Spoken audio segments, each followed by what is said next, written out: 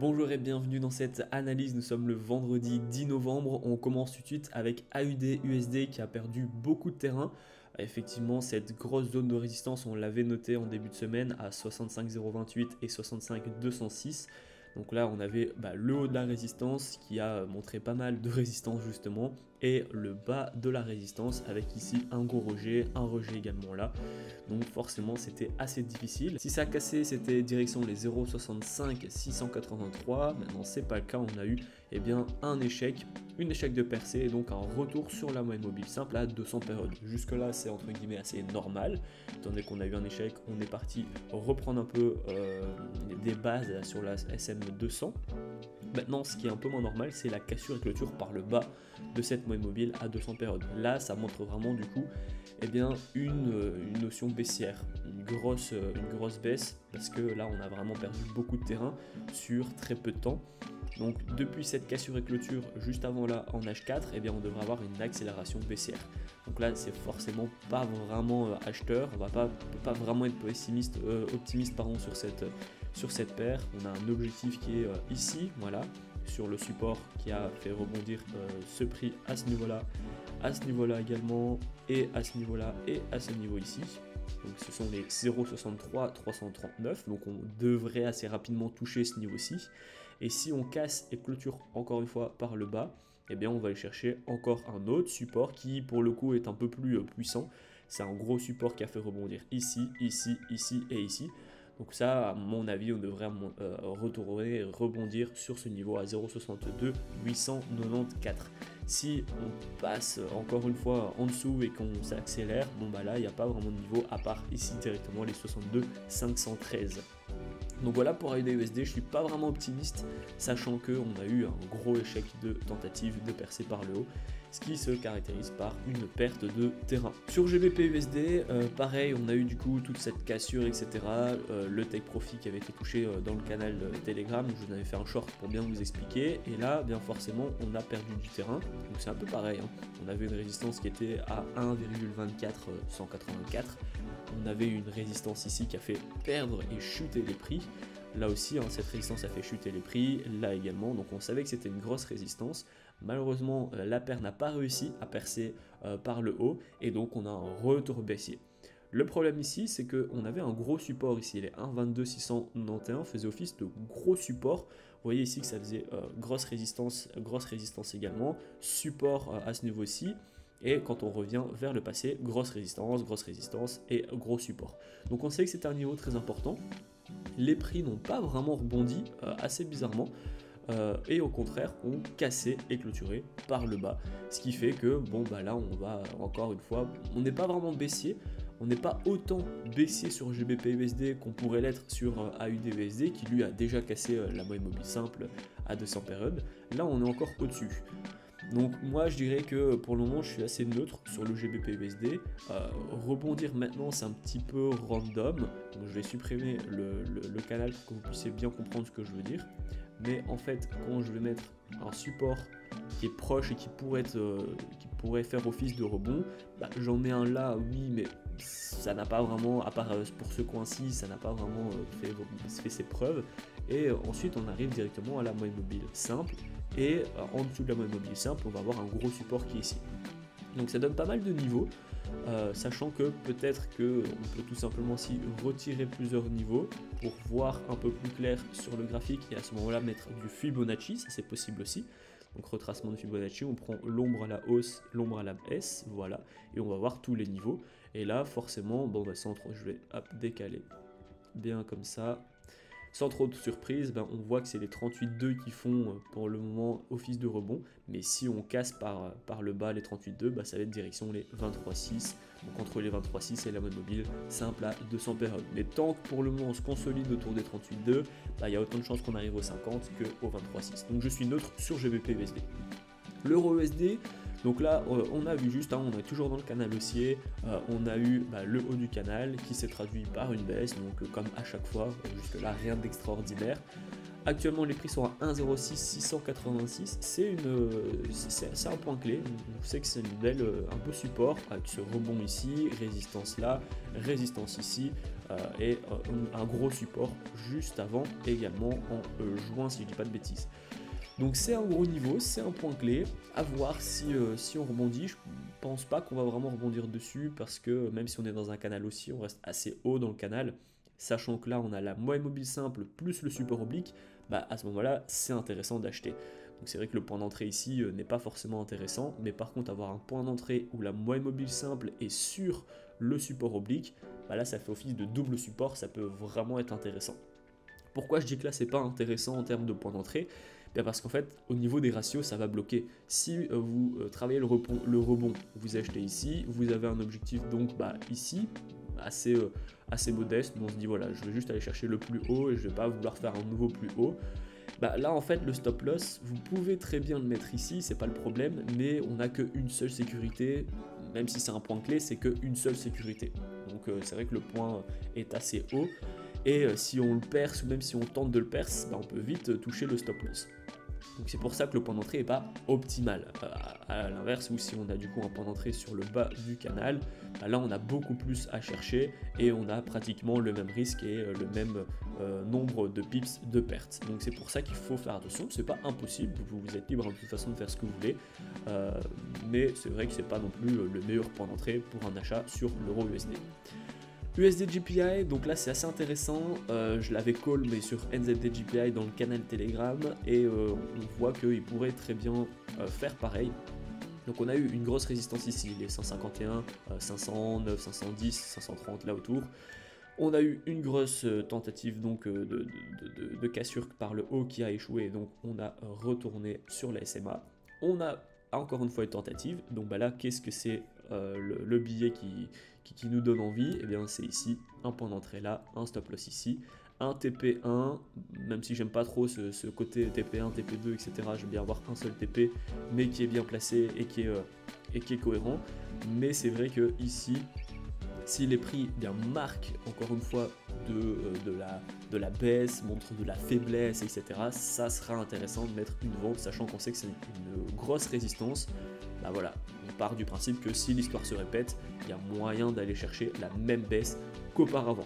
Donc si on touche les 151, 520 sur l'USD-JPY et qu'on casse et clôture par le bas, attention, qu'on n'entre pas de la puissance, mais bien de la faiblesse, alors ce sera intéressant de placer une vente ici avec un stop loss assez court parce qu'on sait que c'est une très grosse résistance et qui pour le coup a bien marché auparavant. Et on va avoir un tel profit sur la SMA, voire un tel profit intermédiaire pour les gens qui sont un peu plus court-termistes sur les 150-517. USD-CAD, pas grand chose à dire sur l'USD-CAD, on est en tendance haussière, à la hausse, on vient de rebondir sur la SMA, comme l'USD-JPY de toute façon. Donc voilà, je suis haussier sur la paire, il n'y a pas vraiment de raison d'être vendeur, mais il n'y a pas non plus de raison d'acheter, parce que encore une fois, on va avoir un peu le même problème que pour l'euro-dollar. C'est bien d'acheter ici, enfin je suis acheteur, j'ai un take profit ici, un niveau qui peut être intéressant, mais si vous achetez là, le stop loss, le mettre ici, ça nous donne en fait un ratio égal à 1, donc c'est pas intéressant, et le mettre ici, vous allez perdre plus que ce que vous voulez gagner. Donc là pour le coup le point d'entrée est pas intéressant, mais l'objectif en lui-même du USD-CAD serait à 1,38 853, je suis acheteur sur cette paire. GBP-JPY, là c'est un peu pareil, on a une tendance haussière mais qui est assez éloignée de la moyenne mobile simple à 200 périodes, ce qui fait que on n'a pas vraiment d'appui si vous voulez. Et en termes d'objectifs, on va avoir des très grosses résistances. On a une très grosse résistance ici, c'est un peu la plus haut. Ensuite, on a une qui est intermédiaire et on en a une autre qui est un peu plus proche et qui a déjà fait son travail. On le voit, donc là je les ai tracées en fonction des points précédents et on voit qu'elles sont tout à fait encore d'actualité. Donc ça, c'est les trois niveaux de prix intéressants à surveiller sur GBP-JPY. Des niveaux de prix qui pourraient être touchés dès la semaine prochaine. Maintenant, voilà, comme on peut le voir, c'est pas folichon, on n'a pas non plus de points d'entrée qui seraient intéressants parce que même le stop loss, il n'y a pas vraiment de gros support qui pourrait nous faire nous protéger notre stop loss. USD CHF, donc là ça peut être intéressant aussi. On est donc en tendance baissière, donc je vais dézoomer un peu. On est en tendance baissière, les points bas sont de plus en plus bas. On a eu une tentative de hausse percée, mais on a rapidement réintégré par le bas la moyenne mobile simple à 200 périodes. Et donc là on va arriver dans un petit peu le scénario que moi j'aime bien faire dans le canal Telegram, c'est de vous envoyer des signaux lorsqu'on a un pic ou une touchée de la moyenne mobile simple à 200 périodes, mais qu'on reste bien du coup à la vente. Donc en fait on va aller chercher un point haut dans une vente où là on va mettre une vente et un profit, soit ici pour les gens qui sont un peu plus court-termistes, soit ici pour un vrai swing trading. C'est assez intéressant parce que du coup on va chercher une vente dans un prix qui est assez élevé, à 0,90438, voilà pour être précis. L'euro GBP, à peu près la même chose encore une fois que les mêmes paires, on est dans la corrélation positive, donc vous le voyez, on a une grosse résistance, un peu comme l'USD GPI. On pourrait très bien mettre une vente actuellement avec un take profit sur la moyenne mobile simple à 200 périodes, et donc étant donné qu'on va mettre un point d'entrée ici et qu'on a une grosse résistance ici, eh bien on va pouvoir mettre un stop loss juste au-dessus. Voilà, à peu près là, comme ça on se donne cette sécurité ici de support et on se donne même la sécurité des ombres des bougies et on a un ratio qui est à vue de nez à 1,2, voire même 1,3 plutôt pour être précis.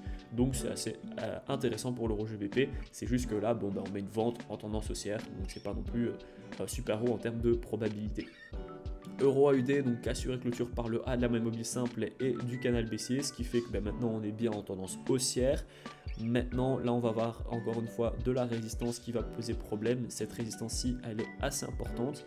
Je la prends ici à la base donc de l'ombre et je la reprends ici sur le corps de la bougie. Et on le voit que les prix n'ont même pas encore rentré dans cette résistance qui flanchit déjà un petit peu. Donc je vais être assez neutre, je ne vais pas me positionner du tout sur l'euro AUD parce que c'est assez dangereux. On pourrait très bien aller chercher la moyenne mobile simple en perdant du terrain à cause de cette résistance, tout comme on pourrait la péter. Et donc si on pète la résistance, on va aller chercher assez haut pour le coup, à ces alentours là en fait, à 68 779 jusqu'à 1,68 900. Donc ça c'est une nouvelle zone qui va être importante. Vous le voyez, elle a fait beaucoup de travail et donc elle fait office donc de résistance qui pourrait faire repartir à la baisse les prix. Ensuite NZD GPI, donc ça c'est ce que je vous avais call dans le canal Telegram ici.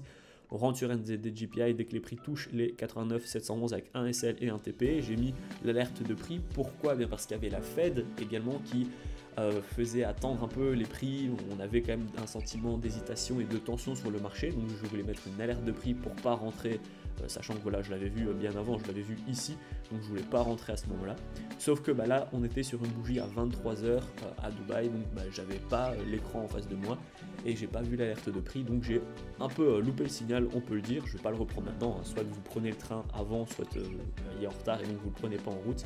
Donc je vais pas mettre de signal maintenant pour essayer donc de grappiller mon TP parce que c'est plus du tout pareil en termes de point d'entrée, en termes de stop loss, etc. Donc c'est pas grave, j'ai loupé le coche comme on dit, mais encore une fois, si on a une nouvelle tentative et qu'on remonte encore une fois de la faiblesse sur les 89 844, j'espère à ce moment-là reprendre la position. Mais là, on avait un gros signal de faiblesse parce qu'on avait une bougie d'engouffrement, donc la rouge a vraiment mangé la verte, ce qui montre un signal de retournement.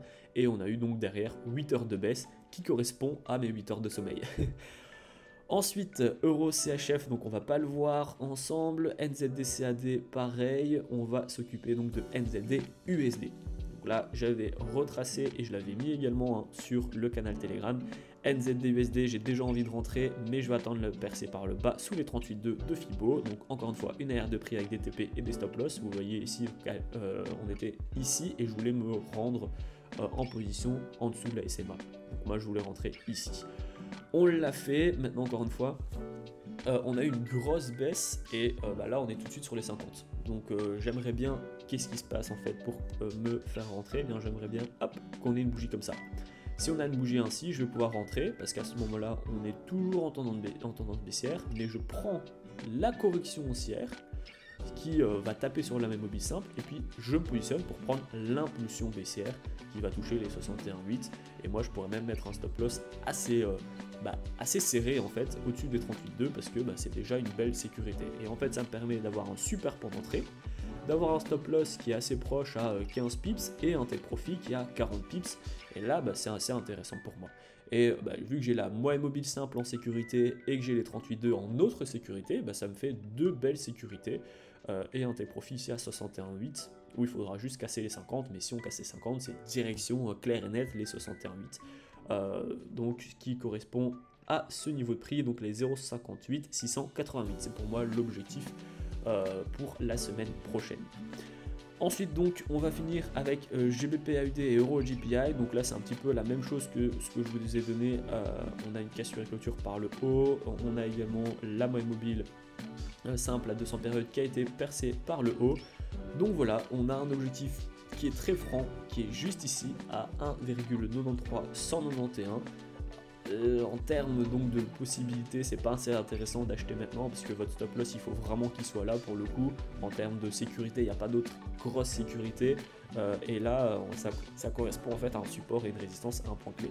Donc là il y a autant de chances que les prix repartent à la baisse pour corriger et reprendre un petit peu de terrain une fois qu'on sera sur le haut du canal baissier. Soit les prix vont toucher tout de suite le take profit, mais c'est pas assez intéressant, on n'a pas assez de données pour le moment. Et on va clôturer enfin avec Euro GPI où on était ici je pense lundi. J'avais donné ce niveau de prix lundi en tête à 161 406. Je vous avais dit les prix vont continuer et vont toucher le haut de la résistance. C'est fait, on a eu bon, les prix ont bien touché le haut de cette résistance. Et donc maintenant qu'on a eu raison sur cette semaine, on va essayer donc de mettre une autre petite prédiction sur Euro GPI. Donc pour moi, on est toujours en grosse et en forte tendance haussière. Maintenant, on s'éloigne de plus en plus de la moyenne mobile simple, donc je ne serais pas surpris qu'on ait un retour potentiellement même ici en fait, sur les 161 691 qui fait office de beau support. Et ensuite, une fois qu'on aura reperdu un peu de terrain, qu'on sera revenu un peu plus dans la neutralité, on va repartir à la hausse parce qu'il n'y a vraiment pas de raison apparente d'être baissier sur la paire. Tout semble haussier, tout semble ok. Et en termes donc d'objectifs, à la hausse, on pourrait très bien à ce moment-là mettre les points clés, on pourrait mettre également les projections d'Osoda et on pourrait mettre du Fibonacci. Donc on fera ça la semaine prochaine pour voir un petit peu les niveaux de prix. Donc là, c'était l'analyse de vendredi. Je vous ai donné un petit peu les niveaux qui peuvent être intéressants, des niveaux donc de take profit et de stop loss également sur certains graphiques. Maintenant, on va se redonner rendez-vous lundi pour une autre analyse de marché. On va faire une prédiction de toute la semaine, donc avec des objectifs de prix un peu plus éloignés.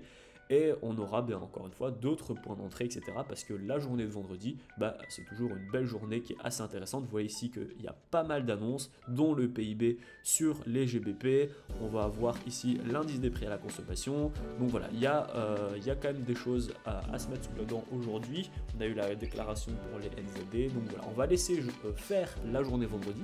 On va laisser les marchés se clôturer et dès que les marchés vont réouvrir, je vous referai une vidéo en direct du lundi matin pour vous donner les prédictions de toute la semaine. Comme ça, vous allez pouvoir soit vous en inspirer, soit vous positionner. Mais si c'est encore assez difficile, assez flou pour vous, n'oubliez pas que vous pouvez rejoindre mon canal Telegram. C'est le premier lien dans la description. Tous les jours, j'envoie des signaux et des analyses. Ça vous permet, si vous débutez, d'arriver à avoir une base saine sur le temps que vous apprenez le trading. Je vous souhaite un bon week-end, de bons trades et on se voit lundi.